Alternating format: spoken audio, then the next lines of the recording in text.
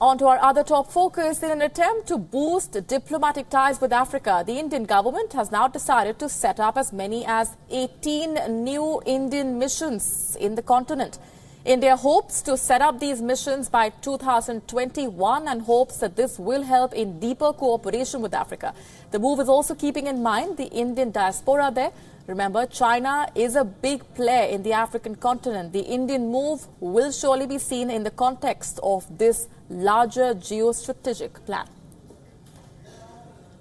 My colleague Ramesh Ramachandran is joining us from the newsroom for more on this. Ramesh, what is the larger picture here? How should we see these developments? Well, it is a significant development. It speaks to the importance which India attaches to the African continent. There are 54 countries on the continent, and India today has missions in 29 of them.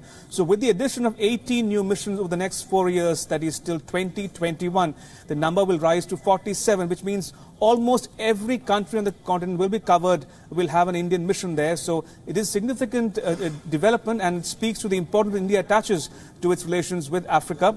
Remember, India already has held 3 India-Africa Forum summits every 3 years in New Delhi, and the last summit, the third, was held in 2015. So we are looking forward to the 4th summit to be held in India sometime going forward. Like I said, the new countries mentioned in the Indian government's endorsement is Burkina Faso, Cameroon, Cape Verde, Republic of the Congo, Equatorial Guinea, Rwanda, Somalia. So you name it, there are 18 new countries which will have an Indian mission there. And as mentioned, it speaks to the importance of India's engagement with the African continent. Certainly, India, of course, has tremendous goodwill in the African continent, Ramesh. But let's also speak a little bit about whether it's been late to act, because China, of course, has already taken a march. Well, Africa is another theatre of India-China competition. And it's been the case for many, many years now. But a fundamental difference between India's engagement with Africa and China's engagement with Africa is the following. To draw an analogy here, while China gives the African people fish, India teaches them how to fish.